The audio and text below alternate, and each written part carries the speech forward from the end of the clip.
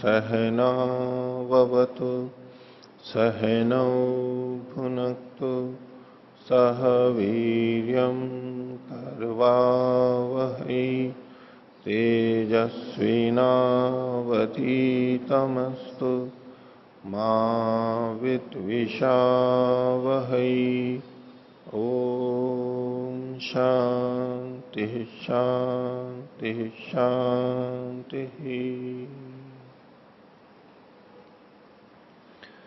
मीमांसा दर्शन की 72वीं कक्षा। मीमांसा दर्शन के प्रथम अध्याय के चतुर्थ पाद का 17वां अधिकरण अभी आगे प्रारंभ करेंगे। पिछले पाठ में से किन्हीं को कुछ पूछना है तो पूछ सकते हैं। लोकेश जी। जी, पृष्ठ संख्या 347। हाँ। सूत्र संख्या 27। हाँ। भाष्य के नीचे से तीसरी पंक्ति। हाँ। ननु अनुवादेपि लक्षणा, जो पूर्व पक्ष अनुवाद में भी लक्षणा दिखा रहे, किस रूप में दिखा रहे हैं? देखो, लक्षणा शब्द अभिधा से जुड़ा हुआ है। अभिधा और लक्षणा। अभिधा का मतलब है कि शब्द जो कह रहा है वही अर्थ लेना, उतना ही लेना, ये तो है अभिधा। सीधे सीधे जो अर्थ आ रहे हैं और उससे अतिरिक्त या भिन्न अर्थ को ले लेना, ये लक्षणा कहलाएगा। अतिरिक्त लेना। हमारा इस प्रसंग में, इस अधिकरण में, 16वें अधिकरण में विचारणीय जो वाक्य है, सृष्टि रूप दधाति। तो यहां पर सृष्टि मत, सृष्टि शब्द वाले जो मंत्र हैं उनका संबंध है। और यहां जो मंत्र पढ़े गए हैं कुल 17 हैं। 17 में से 14 मंत्रों में सृष्टि शब्द है, सृज धातु से संबंधित बना हुआ शब्द है। 3 में नहीं है, अर्थात सब में नहीं है। तो ऐसे में जब उन सब मंत्रों के लिए ये सृष्टि मत मंत्र हैं, सृष्टि वाले मंत्र हैं, ये कहा जाता है तो ये लक्षणा ही कहलाएगी। यदि 17 के 17 मंत्रों में सृष्टि शब्द होता, सृज धातु से संबंधित शब्द होता तो लक्षणा की जरूरत नहीं थी, लेकिन कुछ में नहीं है। तो जब सिद्धांती ने पूर्व पक्षी को कहा कि अगर आप विधि मानोगे तो यहां तो लक्षणा आ जाएगी, क्योंकि 3 मंत्र तो सृज धातु से युक्त नहीं है। तो ऐसे में पूर्व पक्षी ने पलट करके कहा सिद्धांती को कि आप अनुवाद भी मानोगे तभी मंत्र तो वही लेने होंगे, और उन मंत्रों में से 14 में ही सृज धातु का प्रयोग है, बाकी 3 में तो नहीं है। तो लक्षणा तो आप में भी बनेगी, अनुवाद में भी बनेगी। केवल अनुवाद के अंदर ये शब्द, लक्षणा शब्द वहां पर भी घटेगा, इतना। अब उसका अभिप्राय सिद्धांति का दूसरा था, भाई विधि में लक्षणा हो जाएगी, मतलब विधि में तो लक्षणा होती नहीं है, इसलिए लक्षणा दोष के रूप में कही जा रही है। उसने कह दिया अनुवाद में भी लक्षणा है, तो उसको उत्तर देना पड़ा कि अनुवाद में लक्षणा हो तो दोष नहीं कहलाता है। तो ननु अनुवादेपि लक्षणा, अनुवाद में भी तो लक्षणा है, लक्षणा तो करनी ही पड़ेगी दोनों जगह। 3 मंत्रों में सृज धातु का प्रयोग नहीं है, इसलिए। ठीक है जी। और हाँ जी, पृष्ठ संख्या 346 पे हाँ हमारा जो अधिकरण प्रारंभ हुआ था वो बाहुल्यता से सृष्टि के व्यपदेश का हुआ था। फिर इसमें आगे संदेह उठाया था कि ये गुण विधि है या फिर अर्थवाद है। तो सिद्धांती ने उसको अर्थवाद सिद्ध किया। तो हम इस अर्थवाद को बाहुल्य से सृष्टि व्यपदेश से किस तरह समझेंगे? मतलब दोनों वो एक चीज? नहीं, बाहुल्य से सृष्टि व्यपदेश समझ रहे हैं, ये अर्थवाद नहीं है। ये एक अलग चीज है कि इन 17 में से 14 मंत्रों में सृज धातु का प्रयोग है, इसलिए सृष्टि मंत्र, सृष्टि मत मंत्र है। ठीक है, ये एक अलग बात हो गई। ये तो एक न्याय है जिससे यहां पर समाधान किया गया कि यहां गुण विधि है या अर्थवाद है। अगर गुण विधि मानते हैं तो दोष आ रहा था कि फिर तो आप गुण विधि है तो क्या, किस गुण की विधि कर रहे हैं आप? कि भाई इन ईंटों को, तो वो ईंटें कौन सी हैं ये कुछ नहीं पता है, तो सब ईंटों पे लगने लगेगा, ये दोष आएगा। दूसरा, सृष्टि ही ये जो कहा गया कि सृज शब्द जिनमें है, धातु जिनमें है, ऐसे मंत्रों का, तो फिर विधि में तो बस केवल उन्हीं मंत्रों को लिया जाएगा जो जिनमें सृज शब्द, सृज धातु विद्यमान है। तो 17 में से 14 में ही है बस। तो बाकी के जो 3 मंत्र हैं उनको सृष्टिमत मंत्र नहीं कह सकते, जबकि यहां प्रकरण में वो 3 भी पढ़े हुए हैं, तो उनका पाठ व्यर्थ हो रहा है अगर गुण विधि मानते हैं तो। और इसके अतिरिक्त दोष और जोड़ दिया जाता है कि इन 17 मंत्रों से अतिरिक्त मंत्रों में जहां पर सृज धातु का प्रयोग किया गया है, उनको इष्टिका के उपधान में विनियोग नहीं करेंगे उन मंत्रों का, तो ये भी एक दोष आ जाएगा, क्योंकि विधि तो कह रही है कि सभी का उनका होता है। सृज, केवल इतना सृज धातु का प्रयोग होना चाहिए उस मंत्र में, तो वो तो और भी मंत्र हैं वो भी प्राप्त होने लगेंगे, जबकि प्राप्तव्य है नहीं, ये भी दोष आ जाएगा, क्योंकि उनका यहां पाठ नहीं किया गया। इसलिए इसको गुण विधि नहीं मान सकते दोष आने के कारण से, इसको अनुवाद मानेंगे केवल। ठीक है। और ये जो अर्थवाद है, अर्थवाद एक अलग चीज है कि जिन ईंटों से कुछ बनाया जा रहा है, ये जो अर्थवाद के लिए इन्होंने कहा ना, सृष्टि नाम संकीर्तनम, सृज धातु वाले, इनका जो कथन किया गया सृष्टि के साथ जोड़ करके, इस तरह के मंत्रों के साथ जोड़ के, वो सर्जन अर्थवादार्थम, सर्जन रूपी अर्थ की, अर्थवाद के लिए, सर्जन रूपी प्रशंसा के लिए, कि कुछ नई चीज बन रही है, नया चीज बन रहा है। नई चीज बन रही है वो हमेशा प्रशंसा के योग्य होती है, क्योंकि नई चीज के पीछे ज्ञान जुड़ा हुआ रहता है, प्रयत्न जुड़ा हुआ रहता है, कुछ ऊहा रहती है, नयापन, कुछ प्रतिभा रहती है, तो वो प्रशंसा के योग्य होती है। कुछ नया कर रहा है, ये नई चीज कर रहा है, सर्जन कर रहा है, और वैसा भी कर रहा है तो भी बना रहा है, इसमें प्रयत्न तो कम से कम लग ही रहा है। वैसा का वैसा भी बना रहा है तो भी बना तो रहा है, प्रयत्न कर रहा है, वो प्रशंसा के योग्य होता है। ऐसा जी, ये स्पष्ट हो गया जी। इसमें ये मेरा पूछना था कि जैसे पहले जितने भी अधिकरण हमारे आए हैं, तो जो अधिकरण का विषय था उसी को पूरे अधिकरण में सिद्ध किया गया था विषय वस्तु बना करके। यहाँ पर अधिकरण तो लिया है बाहुल्यता से उसके व्यपदेश का, सृष्टि के व्यपदेश का, और फिर हालांकि उसको सिद्ध भी किया गया है, लेकिन पूर्व पक्ष के द्वारा जिस तरह से जो दोनों चीज़ें उठाई गई थी, अर्थवाद है अथवा गुण विधि है, तो वो मेरे को समझना था कि नामकरण ऐसे दोनों तरह से हो सकता है। मूल प्रश्न तो यही था, सृष्टि रूप दधाति, इसमें अर्थवाद है या गुण विधि है, मूल प्रश्न तो ये था। वो निर्णय कर दिया कि अर्थवाद है। अब उस प्रसंग में जब इसको गुण विधि का खंडन करना था, तो अब ये सृष्टि शब्द आ गया है, तो वहां पर ये आधिक्य से कथन हो रहा है, या लक्षणा है या नहीं है, अभिधा से है, ये सब चीजें साथ में जुड़ रही हैं। ऐसा ठीक है। और हाँ जी, अच्छा जी, ये 10 मनुष्य हैं, तो 10 मनुष्यों में से 2 के पास छाता है, हाँ और 8 के पास छाता नहीं है, हाँ तो यह पहले से हमें निर्धारित कर दिया है यहाँ पर। और इसके बाद जो समूह बनता है 2 छातों वालों का और 8 छातों से रहित का, हाँ, तो उसको अनुवाद कहेंगे क्या? हाँ, अनुवाद कहेंगे? यदि हमने समूह बनाया और समूह का नाम क्या रखा है, छाते वाले, अब ये ज्ञात हो गया। अब इसका फिर से अगर कथन करेंगे छाते वाले, तो वो जो पहले ज्ञात अर्थ था जो हमने निर्धारित किया था उसका ग्रहण होगा। ठीक है। उसके साथ में जो स्तुति और ये यहाँ पर निंदा आदि तो कैसे घटेंगे फिर इसमें? नहीं, स्तुति निंदा ये आप ये जो 10 का उदाहरण दे रहे हो, 2 छाते वाले 8 बिना छाते वाले, इसमें स्तुति निंदा वाली सीधे सीधे कोई बात नहीं है। वो तो फिर स्तुति निंदा का एक वाक्य बनाना पड़ेगा। यदि कोई समूह बनाते हैं, 10 को मिलाकर एक समूह बनाते हैं, तो वहाँ कहते हैं कि छाते वाले को लेकर आओ, तो पूरे समूह के लेकर आएंगे फिर वहाँ पर छाते वाले, तो वो तो 10 आएंगे। जी जी। हाँ, तो यहाँ पर अनुवाद माना जाएगा फिर?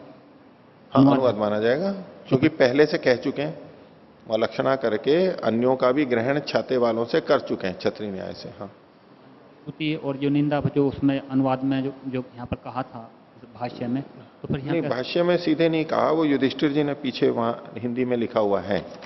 जो चीज आप कहना चाहते हो संभवतः ये है 348 पर, कि नानुवाद पक्षे लक्षणायाम दोष है। इसका भाव यह है कि बिना लक्षणा के स्तुति निंदा रूप अर्थवाद उपपन्न ही नहीं होता।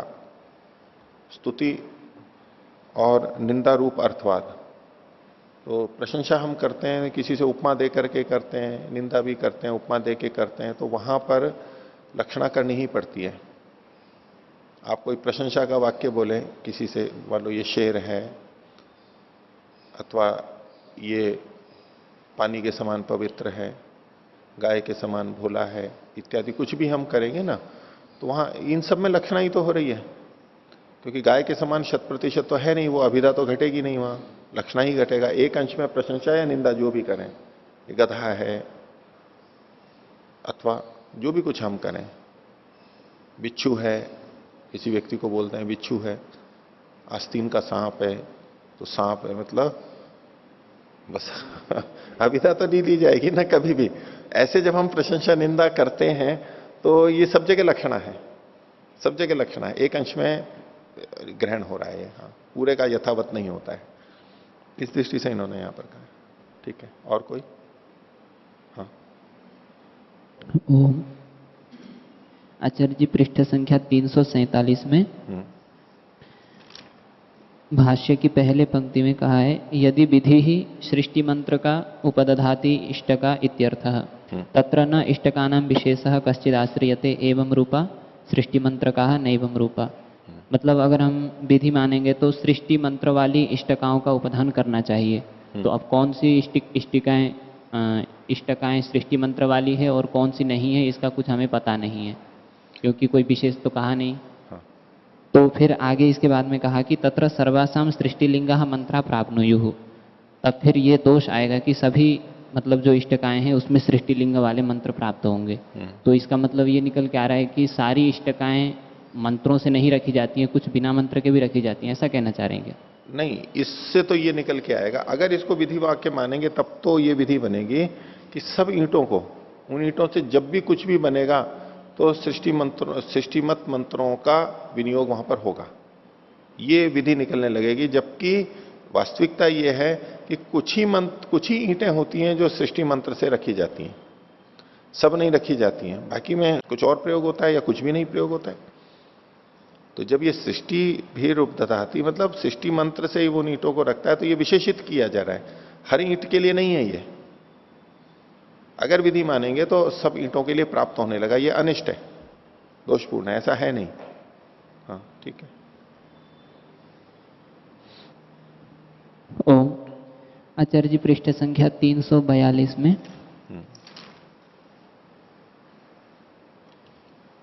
इसमें विवरण में दिया हुआ है जो त्रिवृत और पंचदश आदि जो साम आए थे, तो उसमें लिखा हुआ है कि इनकी विष्टुतियां, नीचे एक छोटा सा वो चित्र सा बना करके त्रिवृत स्तोम की विष्टुति, तो 1 2 3 लिख करके फिर नीचे रेखा और ऊपर रेखा करके वो दिया हुआ है। तो इसको ये कह रहे हैं कि जैसे त्रिवृत साम होता है तो उसकी 1 विष्टुति होती है, पंचदश साम की 3 विष्टुति होती है, तो ये कैसे होता है, थोड़ा सा इसके बारे में? देखो, वैसे ये विषय मैंने छुआ नहीं आपके, इन्होंने व्याख्या की, सीधे सीधे नहीं, केवल नाम आया था, इन्होंने इसकी व्याख्या कर दी। तो ये 342 पृष्ठ पर नीचे जो त्रिवृत स्तोम की विष्टुति है, इसमें जो रेखाएं कर रखी हैं, ये तो केवल एक समझने के लिए इन्होंने की है, ये अस्पष्ट है। इसकी जगह आप क्या कीजिए, नीचे जो देखो प्रथम पर्याय है, पहले तो देखिए त्रिवृत स्तोम। त्रिवृत स्तोम क्या हुआ, पहले एक सिद्धांत देखिए कि जितने भी होते हैं ये 3 मंत्रों पे किए जाते हैं। इन्होंने विवरण में लिखा, ये देखा होगा आपने, 3 मंत्र होते हैं और उन 3 मंत्रों को इस तरह गाया जाता है, 3-3 बार आवृत्ति की जाती है, ऐसे करके 9 बार वो मंत्र बोले गए, 9 बार बोले गए, 3-3 करके, उसको त्रिवृत स्तोम बोलते हैं। ठीक है। अब की विष्टुति क्या होती है, इसमें विशेष क्रम से, जिस प्रकार से, जिस क्रम से आवृत्ति की जाती है, विशेष क्रम से आवृत्ति की जाती है, उस क्रम के कारण क्रम को उसको विष्टुति बोलते हैं। क्रम उसका अलग अलग होता है। जैसे 3 मंत्र हैं, 3 मंत्रों को हम 1 2 3 ये संख्या दे दें, 3 मंत्रों को 1 2 3 संख्या दे दें। अब उन 3 मंत्रों की 3 बार आवृत्ति करनी है, हम कैसे कर सकते हैं? सबको 3-3 बार बोलना है, कुल मिला के 9 बार बोलना है, तो हम क्या कई तरह से बोल सकते हैं। तो ये जो त्रिवृत स्तोम की विष्टुति है, किस क्रम से है वो मैं लिखा देता हूं आपको। इसमें प्रथम पर्याय सबसे नीचे वाला जो है उसको कीजिए, उसमें 1 2 3 लिखिए। ऊपर जो 1 2 3 है ना, उसकी कोई आवश्यकता नहीं है, उसको तो काट दीजिए। ऋक क्रम संख्या जो 1 2 3 सबसे ऊपर लिखा हुआ है ना, उसको तो काट दीजिए, वो भ्रांतिजनक है। रेखाएं हैं उनके स्थान पे लिख लीजिए, उनके नीचे लिख लीजिए। तो प्रथम पर्याय में लिखिए 1 2 3, कहां से? बाईं तरफ से, बाईं तरफ से दाईं तरफ 1 2 3 लिख लीजिए। अब द्वितीय पर्याय में आइए, वहां पर 2 3 1 लिखिए, 2 3 1। उससे ऊपर आइए तृतीय पर्याय में, वहां लिखिए 3 1 2। ठीक है। अब सामान्यतया तो हम ये कर सकते थे कि 3 मंत्र हैं, उनको 9 बार बोलना है, तो 1 2 3, फिर 1 2 3, फिर 1 2 3, ये भी तो कर सकते थे हम। ये ना करके बदला गया, 1 2 3 में इसमें 1 सबसे पहले है, 2 बाद में। अगले में क्या कर दिया, 2 को पहले ले आए, 2 3 और 1 पलट के अंत में चला गया। और तीसरे वाले में 3 को सबसे पहले कर दिया, 3 1 और 2, ये क्रम बदल दिया ना। अब यहां 3 मंत्रों को 3 बार बोला गया है, ये जो विशेष क्रम से बोला गया ये विष्टुति हो गई। हो गया। दूसरा देखिए पृष्ठ संख्या 343 के ऊपर पंचदश स्तोम। पंचदश स्तोम, पंचदश स्तोम में भी मंत्र तो 3 ही है, 3 है और 3 बार आवृत्ति करनी है, एक क्रम 3 बार बनेगा, तो उनको एक बार में 5-5 मंत्र बोलने पड़ेंगे, तब 15 होंगे। पंचदश स्तोम में पंचदश यानी 15 संख्या पूर्ति करनी है, मंत्र तो 3 ही है और 3 ही पर्याय, 3 ही आवृत्तियां करनी है, तो 15 को अगर 3 में करना है तो हमें 5-5 लेना होगा। अब 5-5 में कैसे लें, उसके लिए देखिए यहां पंचदश स्तोम में प्रथम विष्टुति, ये अलग अलग विष्टुतियां हैं, प्रथम द्वितीय तृतीय, देखो नीचे भी 2 लिखी हुई हैं, वो प्रकार हैं, भेद पता लग रहे हैं। कैसे पता लग रहा है, अब पंचदश स्तोम की प्रथम विष्टुति जो ऊपर लिखी हुई है, इसमें प्रथम पर्याय के नीचे आई है। अच्छा, इसमें जो ऋख संख्या क्रम है उसको तो यूं का यूं रखना है, 1 2 और 3। ये 1 2 और 3 का मतलब है, 1 के नीचे देखो कैसा है, पहले तो एक पड़ी हुई रेखा है, एक फिर खड़ी हुई रेखा है और फिर नीचे 3 पड़ी हुई रेखा है। ये सारी की सारी पहले मंत्र की ही है। दूसरे मंत्र में पहली पड़ी हुई है, फिर दूसरे द्वितीय पर्याय में 3 खड़ी हुई है और फिर 1 पड़ी हुई है। ऐसे ये जो भेद है, तो ऊपर से नीचे वाले हैं वो पहला ही मंत्र है, दूसरी में कॉलम में दूसरा ही मंत्र है और तीसरे में तीसरा ही है। जो हम पहले त्रिवृत स्तोम में मैंने मंत्रों को 1 2 3 आगे करके बताया था, इसलिए वहां पर 1 2 3 ऊपर वाला काट दिया था, लेकिन यहां तो 1 2 3 क्रम वैसा ही रखना है, करना 1 2 3 ही है, लेकिन कैसे करेंगे, तो देखिए प्रथम पर्याय में अब 5 करेंगे हम। 5 कैसे करें, अच्छा 15 मंत्र 15 बार बोलना है 3 पर्यायों में, तो प्रत्येक मंत्र 5 बार आना भी चाहिए, प्रत्येक मंत्र 5 बार भी आना चाहिए, ये भी ध्यान रखना है। तो इन्होंने क्या किया, प्रथम पर्याय में पहले मंत्र को पहले 3 बार बोला, वही मंत्र 3 बार लगातार बोला, हो गया। फिर चौथे स्थान पे दूसरा मंत्र बोला और 5वें स्थान पे तीसरा मंत्र बोला, ये 5 मंत्र हो गए। अब द्वितीय पर्याय में आए, क्रम वही है, पहला दूसरा तीसरा मंत्र क्रम वही, लेकिन पहले मंत्र को 1 बार बोला, दूसरे मंत्र को 3 बार बोल दिया और तीसरे मंत्र को 1 बार बोला, 5 बार हो गया। अब चौथे तृतीय पर्याय देखिए, पहला मंत्र 1 बार, दूसरा मंत्र 1 और तीसरा मंत्र 3 बार, ये जो रखा हुआ है। ये खड़ा और पड़ा तो उसके भेद के लिए है, वो डंडे रखते हैं, उसको गिनने का एक तरीका है, ये तो और कोई बात नहीं है।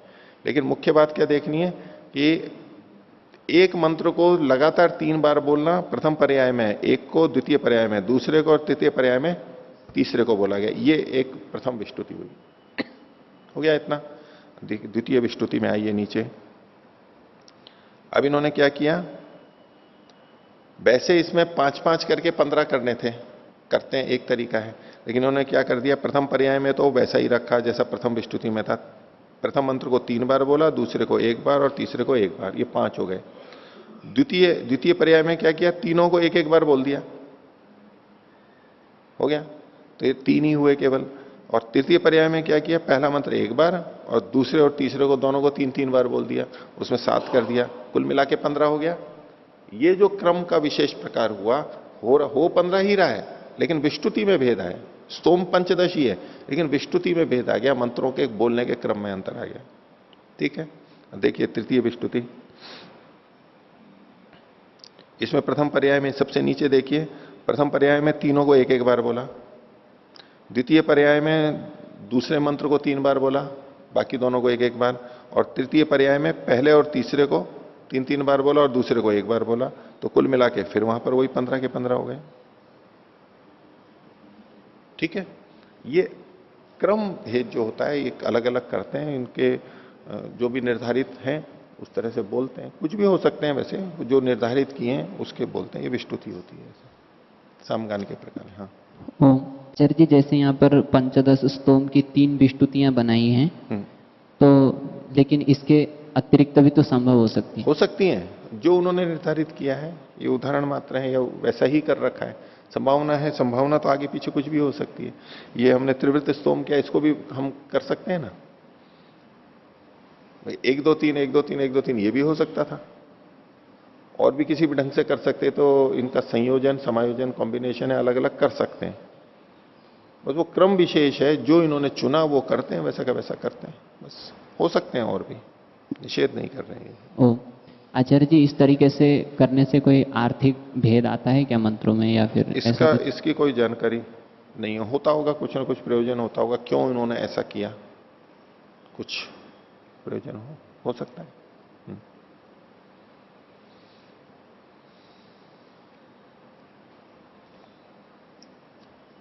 ठीक है, आगे चले पाठ। तो पृष्ठ संख्या 348, मीमांसा दर्शन के प्रथम अध्याय का चतुर्थ पाद, उसका 17वां अधिकरण, सूत्र संख्या 28 से। शीर्षक है लिंग समवायाधिकरणम। लिंग मतलब तो लक्षण, उसका समवाय समूह, उससे संबंधित अधिकरण है, एक इस नाम से कह सकते हैं। जहां लक्षण रहते हैं, लिंगों का समूह रहता है, समुदाय रहता है, गुण के जो आश्रय हैं वे। दूसरा नाम दिया प्राणभृत आदि शब्दानाम स्तुत्यर्थताधिकरणम। प्राणभृत ये भी शब्द है, जैसे पिछली बार हमने सृष्टि शब्द लिया था, ऐसे यहां प्राणभृत शब्द है, और उन शब्दों का स्तुति के लिए प्रयोग किया जाता है। ये स्तुति के लिए हैं, गुण विधि नहीं है, पिछली बार की तरह से वो होगा। देखिए भाष्य, पहले सूत्र है लिंग समवायात।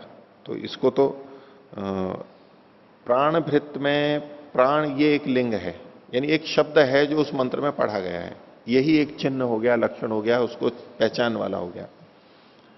तो उसके समवाय से, मतलब समवाय मतलब संबंध या योग से उसका नाम रखा गया है, इतना। भाष्य, प्राणभृत उपदधाति अज्ञानी उपदधाति इति। तो ईंटें हैं,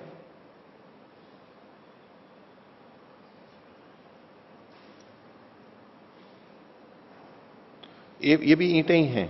जैसे पीछे सृष्टि उपदधाति था, तो वहां पर भी ईंटें थी, और यहां भी प्राणभृत ददाति उपदधाति, तो ये द्वितीय बहुवचन है, उनको रखता है।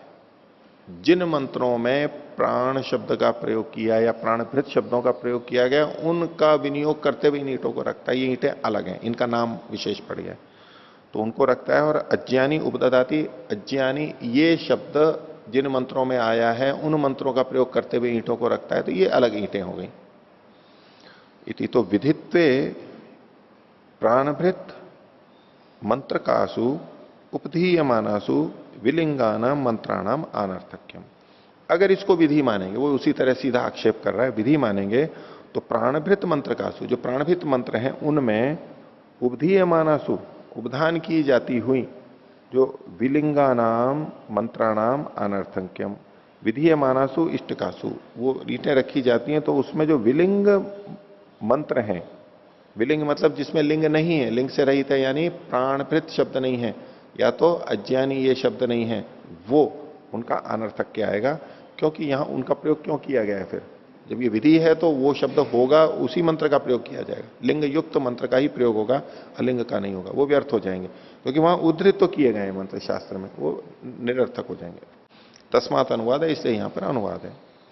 लिंग समवायात पर शब्द परत्र वर्तते।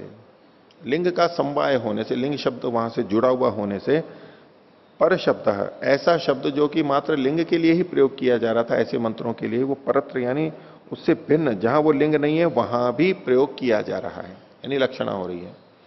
पर शब्द भिन्न शब्द भिन्न जगह प्रयोग हो रहा है, यानी अभिधा से नहीं हो रहा है, लक्षणा से भी हो रहा है। यथा उदाहरण दिया, छत्रिणो गच्छन्ति इति एकेन छत्रिणा सर्वे लक्षन्ते। छतरी वाले जा रहे हैं, उसमें एक भी अगर छतरी वाला है तो वो छतरी वाले, वो लोग, एक झुंड जा रहा है, एक झुंड ये जा रहा है, किसी के पास झंडा है और किसी के पास छतरी है, बोले कौन से झुंड की बात करो? वो छतरी वाला झुंड। वो पूरे झुंड का विशेषण बन जाएगा छत्री वाला। तो एक छत्री वाले से भी सारे लक्षित किए जाते हैं। न चाहे हम प्राणभृत शब्द सृष्टि शब्दश्च जहत स्वार्थम मंत्रगणम लक्ष्येत। ये जो प्राणभृत शब्द है या सृष्टि शब्द है, पिछले वाले को भी साथ में ले लिया। जहत स्वार्थम मंत्रम लक्ष्येत, अपने स्वार्थ को जो छोड़ चुका है ऐसे मंत्र को लक्षित नहीं कर सकता अगर सीधे सीधे शब्द को प्रयोग करेंगे तो। एक होती है जहत स्वार्था, एक होती है अजहत स्वार्था। जहत मतलब ओहक त्याग अर्थ में, कि जिसने अपने अर्थ को छोड़ दिया है ऐसी जगह पे। तो जिन मंत्रों में प्राणभृत शब्द नहीं है या सृष्टि सृज धातु वाला नहीं है, वो मंत्र कहलाएंगे कि नाम तो उनका रखा गया है लेकिन वो उस अर्थ को रखते नहीं, छोड़ चुके हैं, अजहत है वो। जहत है छोड़ देने वाले, और अजहत है मतलब वो शब्द वहां पर मिल रहा है हमें, वो अजहत हुआ, छोड़ा नहीं है उस लिंग को उसने। तो ये जहत स्वार्थम मंत्रगणम लक्ष्येत, ये जो प्राणभृत और ये सृष्टि शब्द हैं, तो जिन मंत्र गणों ने अर्थ उस लिंग को छोड़ दिया है उसको लक्षित नहीं करेंगे। यद गणे च सृष्टि प्राणभृत शब्दौ समवेतौ तौ अपि परिगृह्येते, जिस गण में सृष्टि और प्राणभृत शब्द समवेत हैं वे भी यहां पर गृहित किए जाएंगे, वो गण भी पूरे के पूरे। यथा छत्री शब्देन स्वार्थ लक्षणार्थेन सोपि छत्री गृह्यते थी। तो यहां पर छत्री शब्द से स्वार्थ लक्षणार्थेन, अपने लक्षण को बताने वाला है इस अर्थ में, सोपि स का मतलब है वह गण भी, गणोपि छत्री गृह्यते, छत्री शब्द से गृहित होता है। इति प्राणभृतादि शब्दानाम स्तुत्यर्थताधिकरणम प्राणभृत न्याय। इसको प्राणभृत न्याय, जैसे वहां पर छत्री न्याय कह दिया था, इसलिए यहां पर प्राणभृत न्याय इसको कह दिया गया है।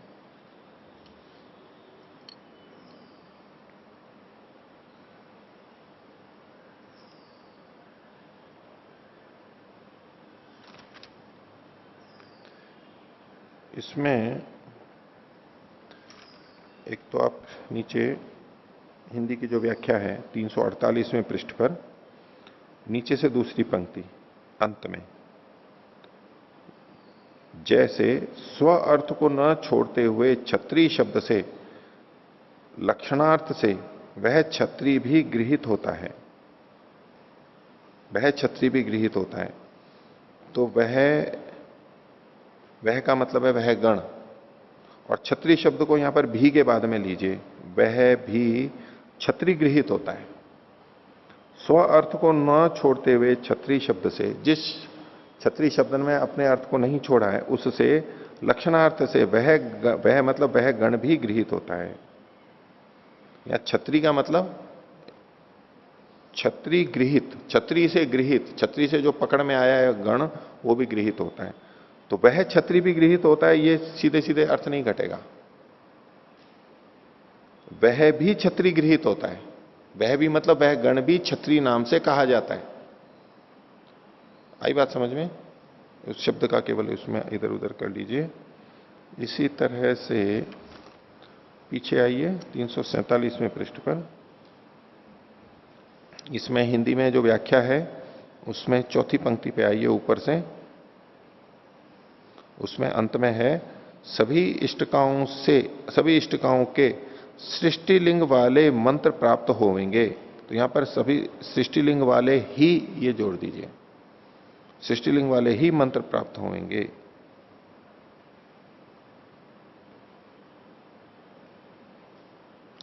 इसी तरह से नीचे लीजिए, इसी के जहां भी हमने जोड़ा है उससे 3 पंक्ति नीचे लीजिए, बीच में प्रारंभ में उस पंक्ति के उपधान हो जाने पर उस प्रकरण में पठित मंत्र निष्प्रयोजन हो जाएंगे।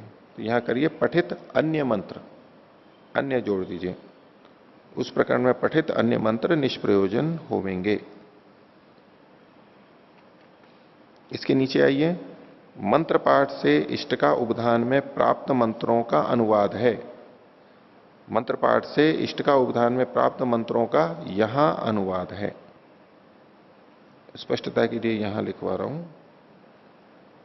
नीचे आइए, सबसे निचली पंक्ति में अंत में बीच में जो है कंडिका, 27 में 4 मंत्र हैं, ये 27 की जगह 28 कर लीजिए।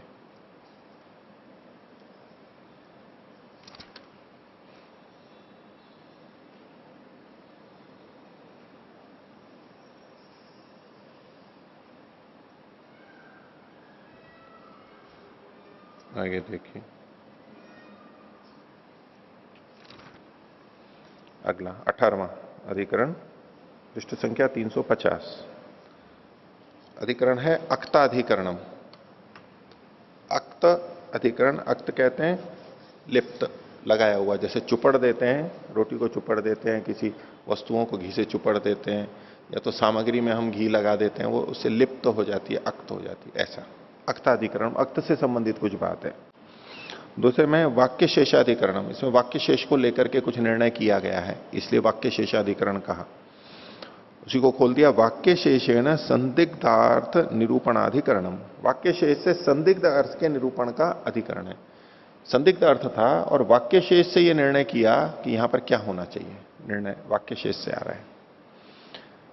भाष्य की पंक्ति देखिए, अक्ताः शर्कराः उपदधाति तेजो वै घृतम इति श्रूयते। ये पंक्ति सुनी जाती है जो गहरे अक्षरों में, अक्ताः शर्करा उपदधाति।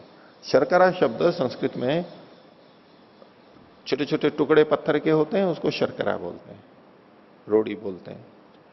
तो हम जो जिसको चीनी बोलते हैं, शक्कर, उसको भी शर्करा बोलते हैं, क्योंकि उसमें भी टुकड़े टुकड़े होते हैं, इसलिए उसको शर्करा बोल देते हैं।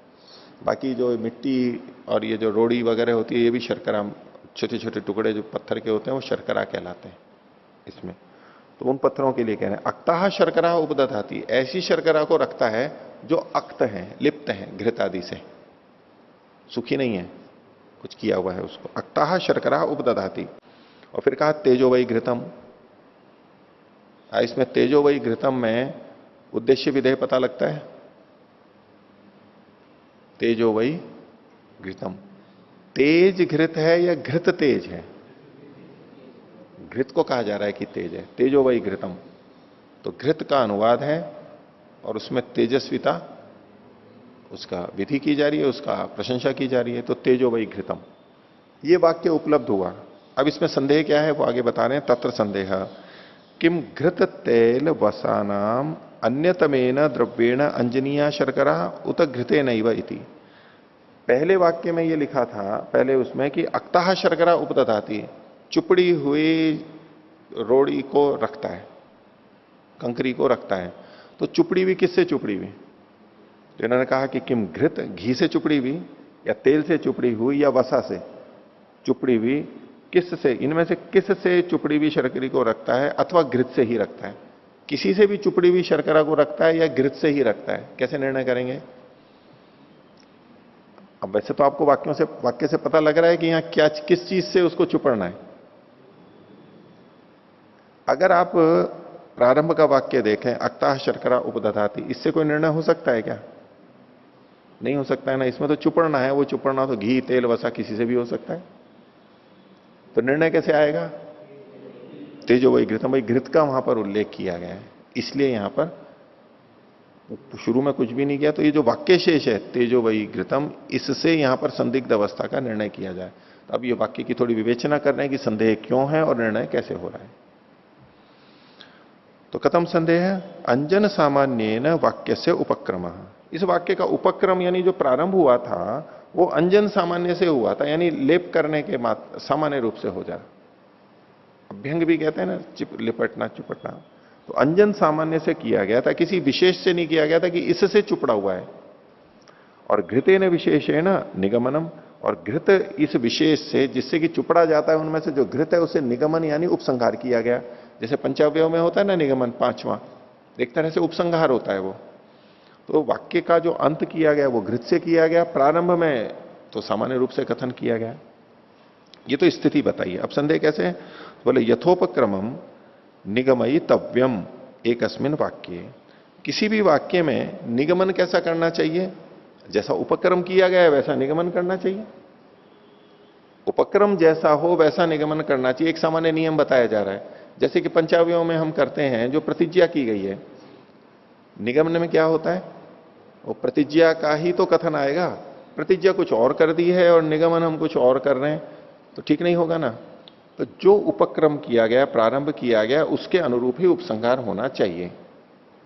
ठीक है, तो उपसंहार तो उपक्रम के अनुसार है, तो प्रधान कौन हुआ इसमें? उपक्रम प्रधान हुआ या उपसंहार प्रधान हुआ? दोनों में से प्रधान कौन हुआ? इस दृष्टि से देखिए, उपक्रम प्रधान हुआ कि भी जो विषय आपने उठाया है उसको लेकर के समापन तक आप ले जाइए और उसी का समापन कीजिए। उपक्रम कुछ और है, समापन कुछ और है, तो ठीक नहीं होगा। और यदि भिन्नता है भी तो समापन को उपक्रम के अनुरूप ही माना जाना चाहिए। ठीक है, ये इसका तर्क है यहां पर। इसलिए यथा उपक्रमम निगमयितव्यम, एकस्मिन वाक्य, एक ही वाक्य में जो उपक्रम है तो निगमन यानी उपसंहार उसके उपक्रम के अनुरूप होना चाहिए। अब वहां पर क्या है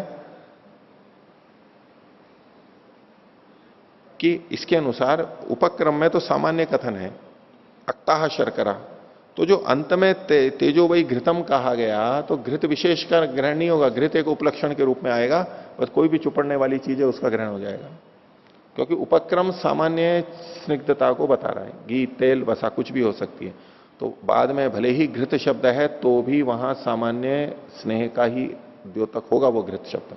ये पहली शैली से अर्थ निकलेगा। तो इसमें इन्होंने आगे कहा, तत्र यद्वा सामान्यम आदौ विशेषोपलक्षणार्थम विवक्ष्यते। ये जो आदौ सामान्यम, प्रारंभ में जो सामान्य कथन किया गया है, चुपड़ना वाली कोई भी चीज, उसका ये विशेष के उपलक्षण के लिए विवक्षित होगा। ये जो सामान्य कथन है ये भी विशेष के लिए ही है, किसी विशेष के लिए। यद्वा अथवा निगमने विशेष है सामान्य लक्षणार्थ है, निगमन में जो विशेष कहा गया है यानी घृत, ये सामान्य के उपलक्षण के लिए। दोनों जगह हमको उपलक्षण तो करना पड़ेगा। उपक्रम में सामान्य चिकनाई वाला शब्द है कोई भी, और उपसंहार में विशेष चिकनाई वाला यानी घृत है। अब यदि सामान्य को हम मुख्य मानेंगे तो ये जो सामान्य है ये घृत विशेष के लिए कथन किया गया है। शब्द तो सामान्य प्रयोग किया है लेकिन वास्तव में घृत के लिए ही प्रयोग किया गया है। एक तो ये पक्ष है, यहां भी लक्षणा करनी पड़ी ना, सामान्यवाची शब्द, चिकनाईवाची शब्द सामान्य है लेकिन वो घृत के लिए ही कह रहा है, सामान्य शब्द होते हुए भी वो विशेष को कह रहा है। एक तो ये हुआ। दूसरा, जो विशेषवाची घृत शब्द है वो है तो विशेष लेकिन वो सामान्य चिकनाई को ही कह रहा है, तो सामान्य विशेष के लिए उपलक्षित किया जा रहा है, लक्षणा कर रहे हैं, या तो विशेष सामान्य के लिए लक्षित किया जा रहा है, दोनों तरह से लक्षणा हो सकती है। इसलिए इन्होंने क्या कहा, तत्र यद्वा सामान्यम आदौ विशेषोपलक्षणार्थम विवक्ष्यते, ये विवक्षा है, अथवा निगमने विशेष सामान्य लक्षणार्थ है, निगमन में जो विशेष है वो सामान्य के लक्षण के लिए है।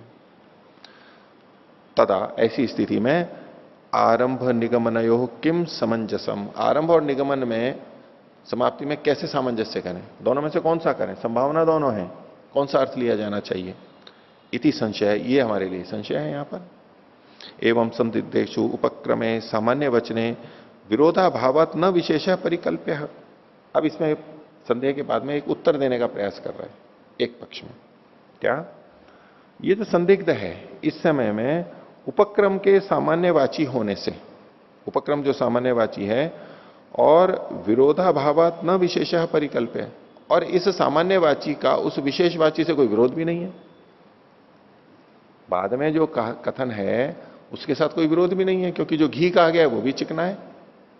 तो सामान्यवाची का उपक्रम सामान्यवाची है और उसमें विरोध का अभाव है, इसलिए न विशेष परिकल्प, विशेष की परिकल्पना नहीं करनी चाहिए, कोई विरोध नहीं है किसी के साथ में। और निगमने तो उपजातः सामान्य प्रत्यय इति विरोधात लक्षणार्थम घृत वचनम, और निगमन के हो जाने पर जो सामान्य ज्ञान होता है सामान्य चिकनाई का, इति विरोधात, इसका उससे विरोध आएगा। घृत शब्द से जब हम सामान्य चिकनाई का अर्थ लेंगे तो ये विरोध आएगा उससे, उसमें सब चिकनाई अंतर्निहित नहीं है। सामान्य चिकनाई शब्द में किसी को कहा कि चिकनाई खानी चाहिए तो सबका ग्रहण हो जाएगा, कोई विरोध नहीं आएगा। लेकिन घृत का कहा गया और अब हम सामान्य ग्रहण करेंगे चिकनाई का, दूसरी चिकनाई भी लेंगे तो ये विरोध हो जाएगा, उससे शब्द का जो अर्थ आ रहा है उससे विरोध बनेगा। विरोधात लक्षणार्थम घृत वचनम, तो जो सामान्य प्रत्यय आ रहा है शुरू में उसके विरोध के लिए यहां पर घृत वचन कहा गया है।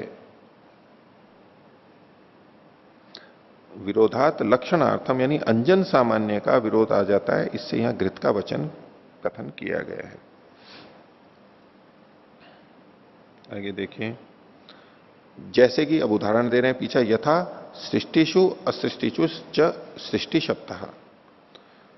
ये जो दूसरा वाला था ना कि विशेष जो घृत शब्द है, ये सामान्यवाची कैसे बन गया? सामान्यवाची कैसे बन गया? बोले ऐसा देखा जाता है। कैसे? जैसे पिछला उदाहरण दिया कि सृष्टिषु असृष्टिषु च, जिन मंत्रों में सृज धातु है और जिन मंत्रों में सृज धातु नहीं है, उन दोनों में सृष्टि शब्द का प्रयोग देखा जा रहा है। ठीक है।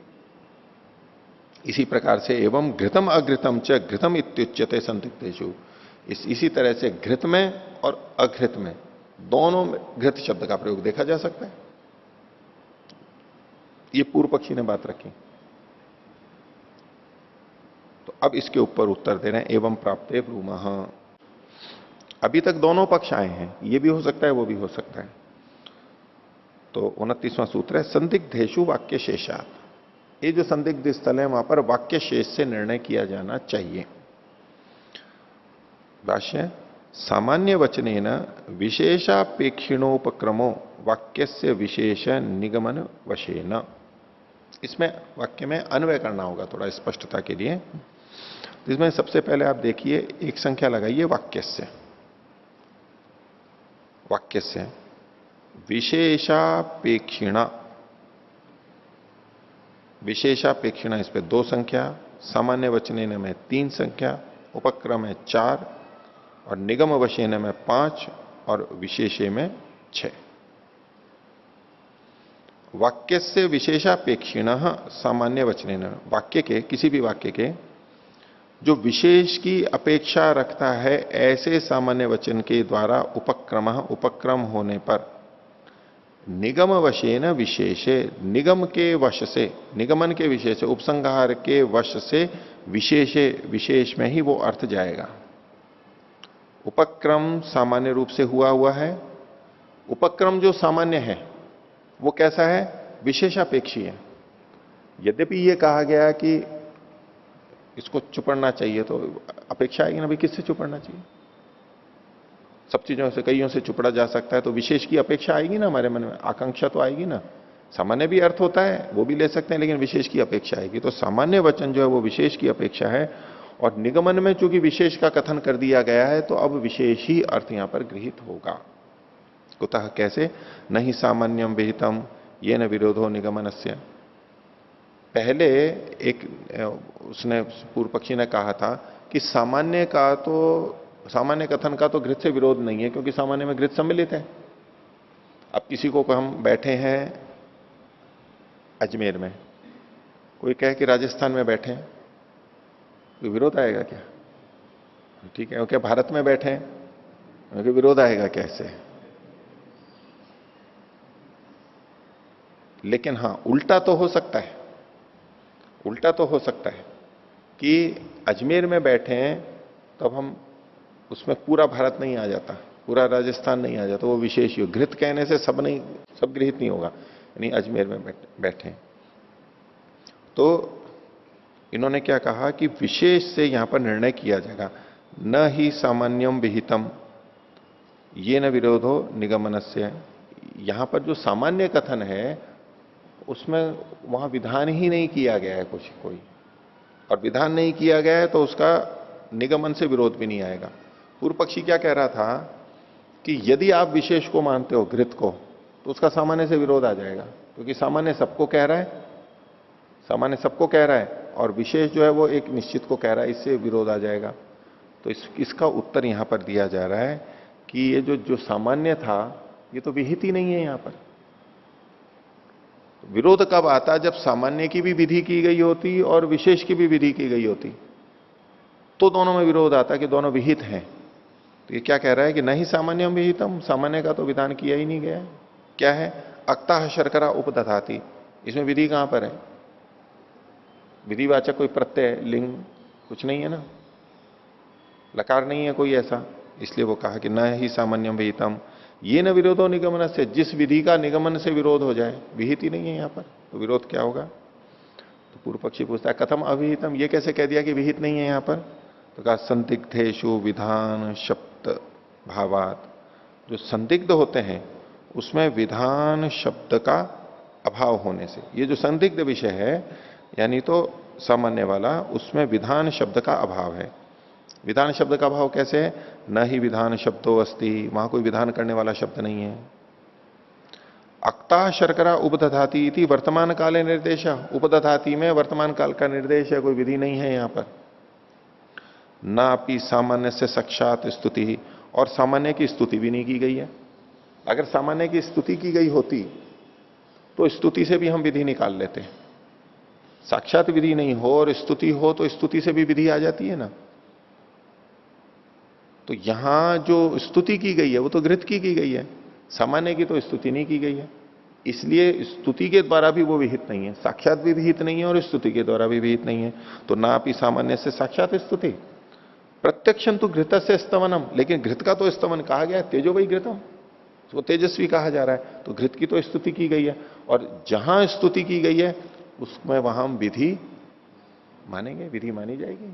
स्तुति की जा रही है, भले ही वहां पर विधि करने वाला शब्द नहीं है, लेकिन स्तुति ही अपने आप में विधि कर देगी, विधि रहित स्तुति विधि को कर देगी। तो इसलिए कहा इन्होंने कि प्रत्यक्षं तो घृतस्य स्तवनम। अब कहते हैं कि घृत की स्तुति कैसे है? अब कोई कहे कि नहीं सामान्य की स्तुति भी हो सकती है इसमें, भाई घृत की स्तुति की गई, घृत शब्द सभी स्नेहों का, घी तेल और वसा वगैरह का उपलक्षक हो जाए, इस तरह से सामान्य उसकी भी स्तुति हो सकती है। तो उसके लिए उत्तर दे रहा है कि श्रुत्या घृतस्य स्तुति, घृत की स्तुति तो श्रुति से है, तेजो वही घृतम। लेकिन लक्षणा या सामान्य से, अगर सामान्य की स्तुति भी मानेंगे तो लक्षणा से होगी। घृत शब्द में पहले स्नेह सामान्य की लक्षणा करेंगे, तब उसकी स्तुति होगी परंपरा से। घृत की तो साक्षात स्तुति है, तो श्रुति से हो रहा है प्रत्यक्ष, और एक है लक्षणा से। तो प्रत्यक्ष और लक्षणा से कोई हो रहा है तो प्रत्यक्ष बलवान होता है, इसलिए घृत ही यहां पर लिया जाना चाहिए। श्रुतिश्च लक्षणाया ज्यायसी, श्रुति लक्षणा से बलवती होती है, क्योंकि श्रुति प्रत्यक्ष होती है। सीधे सीधे आप श्रुति और लक्षणा में देखेंगे तो श्रुति लिंग वाक्य प्रकरण स्थान समाख्या, वहां लक्षणा शब्द नहीं आया है। श्रुति लिंग वाक्य प्रकरण स्थान समाख्या, इसमें लक्षणा शब्द नहीं आया है? लिंग से ले सकते हैं, वैसे लिंग से ले सकते हैं, लेकिन यहां आप वो ना लीजिए सीधे सीधे। यहां क्या है, श्रुति मतलब तो है प्रत्यक्ष और लक्षणा है मतलब परोक्ष। तो प्रत्यक्ष और परोक्ष कथनों में प्रत्यक्ष कथन बलवान होता है, प्रत्यक्ष और परोक्ष में। क्योंकि आप यहां पर अगर सामान्य ले रहे हैं तो सामान्य लिंग से थोड़ा कैसे आएगा, घृत से लक्षित कर रहे हैं वहां पर। सीधे सीधे सामान्य को लक्षित करने वाला कुछ नहीं है, उसका लिंग ऐसा कोई नहीं है, पर हां लक्षणा से हम वहां पर जा रहे हैं तो ठीक है, वो भी कर सकते हैं। श्रुतिश्च लक्षणाया ज्यायसी तस्मात् घृत विधानम, इसलिए यहां घृत का विधान है। अच्छा, वैसे आपने इस वाक्य को पढ़ा था तब भी पता तो लग ही गया था कि यह घृत का विधान ही है, यह सामान्य का है, क्योंकि संदेह ही नहीं था। हमने सीधा वाक्य पढ़ा और हम यही अर्थ लेते हैं, हाँ भाई ठीक है, तेजो वही घृतम लिखा है तो ऊपर शुरू में कुछ नहीं कहा है तो घृत ही लिया जाएगा, हम यही अर्थ लेते हैं। लेकिन यह अर्थ हमने कैसे लिया, और जब हमारे सामने संदेह आएगा, दोनों पक्ष रखे जाएंगे, तब तो होगा कि अच्छा ये बात है, फिर तो हम उलझ जाएंगे हम, क्योंकि हमारे पास उत्तर नहीं है। अब इस तरह से इन्होंने उत्तर भी दे दिया। ये तो खैर सरल वाक्य था, लेकिन अन्य जगहों पे जहां ऐसा निर्णय करना हो तो ऐसे करेंगे, वाक्य शेष बलवान हो जाएगा, उससे विहित हो जाएगा। इसी तरह से और उदाहरण दे रहे हैं, एवं वासः परिधत्ते एतद्वै सर्वदेवत्यम वासो यत् क्षौमम। वासः परिधत्ते, तो कपड़े को पहनता है। अब कपड़ा कौन सा, कोई सा भी कपड़ा। अब सामान्य कथन हो गया, वास है मतलब कपड़ा, कोई सा भी कपड़ा। अब यहां पर कौन सा कपड़ा लिया जाए, वो उसी तरह से ही सामान्य कथन है। तो विशेष के लिए क्या कहा, एतद्वै सर्वदेवत्यम वासा, ये सब देवताओं वाला कपड़ा है। कौन सा, यत् क्षौमम, ये जो क्षौम है, क्षौम वस्त्र, ये सब देवताओं वाला है, इसको पहनना चाहिए। बाकी कपड़े सब देवताओं वाले नहीं है, तो ऐसा कपड़ा पहनना चाहिए जिससे सब देवता खुश हो जाए। कभी कोई कपड़ा पहना तो कोई देवता प्रसन्न है, कोई कपड़ा पहना तो कोई देवता प्रसन्न है। तो ऐसा कपड़ा पहना जिससे सब देवता प्रसन्न हो, ये क्षौम वस्त्र है। ये क्षौम वस्त्र क्या है, उसके लिए युधिष्ठिर जी ने विवेचना भी की है। सामान्य रूप से क्षौम का मतलब रेशम का वस्त्र समझा जाता है। रेशमी कपड़े, तो रेशमी कपड़े तो बहुत अच्छे होते हैं ना, रेशम से बनते हैं, अच्छे होते हैं, तो वो कहीं भी अच्छे लगेंगे, हर जगह सब देवता उसको पसंद करते हैं। तो लेकिन यहां इन्होंने क्षौमम का मतलब अलग से लिया है। क्षौम का मतलब अलसी, इसके रेशे का बना हुआ। क्षुमा यानी अतसी अलसी। अतसी वैसे तो अलग है आयुर्वेद में, पर अतसी अलसी ये समान रूप से बोलते हैं, पहले भी आया था, इसको पर्यायवाची मान करके कथन कर रहे हैं। तो उसी से कुछ कपड़े जो भी बनते हैं अलसी से, उसके रेशों से, उसको क्षौम वस्त्र कह रहे हैं, ये ऐसा मान करके चल रहे हैं। इसमें क्षौम का मतलब ये इसलिए मना कर रहे हैं क्योंकि उसमें हिंसा होती है।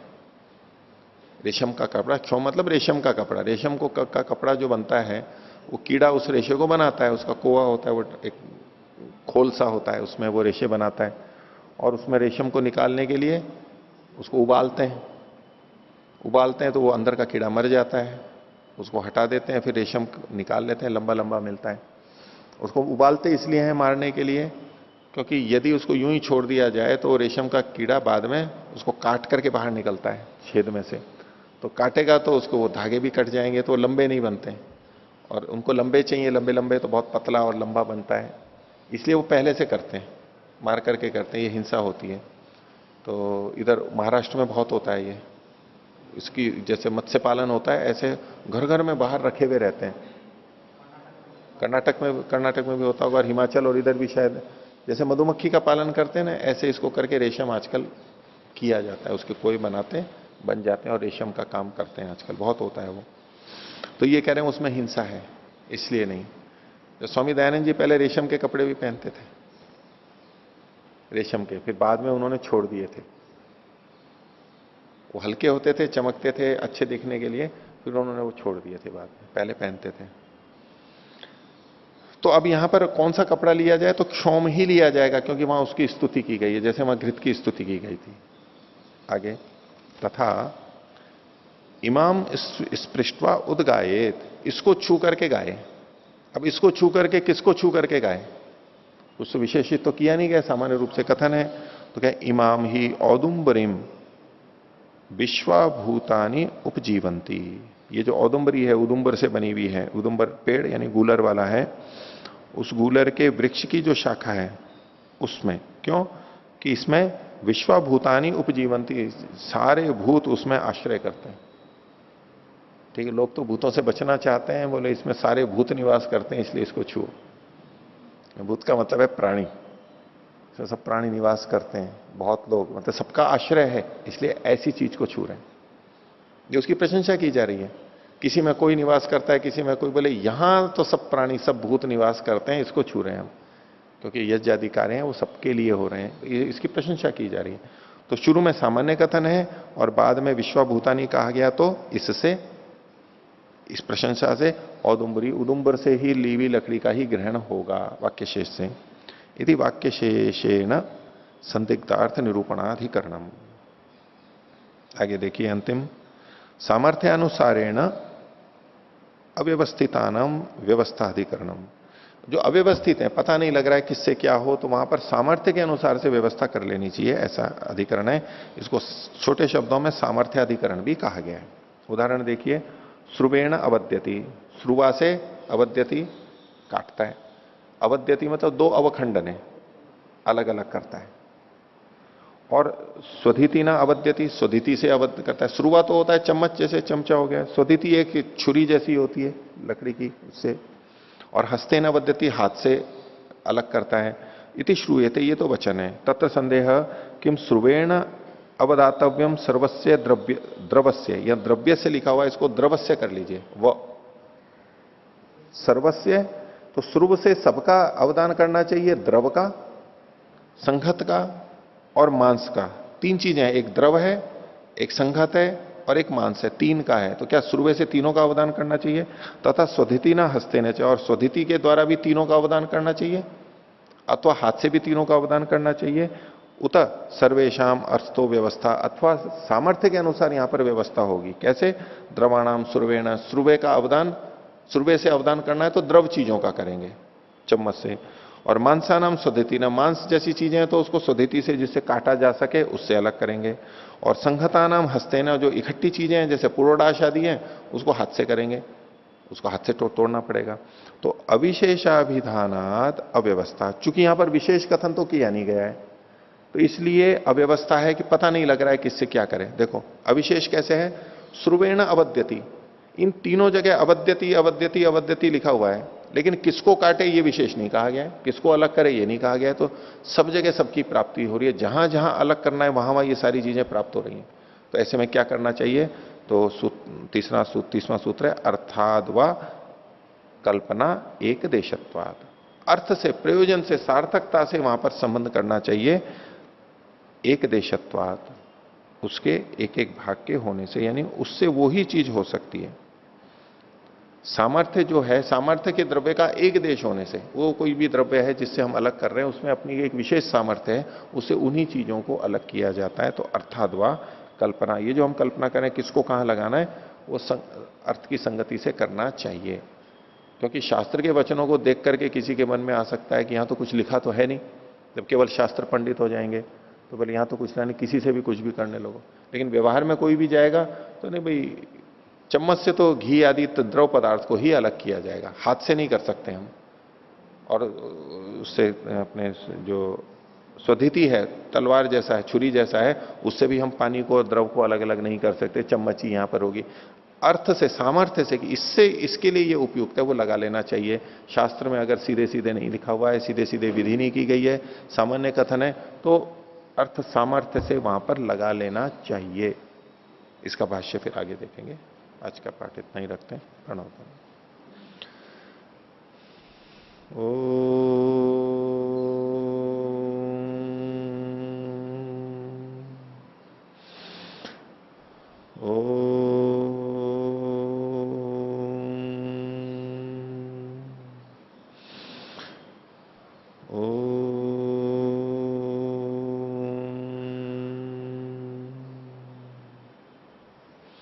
सभी को सादर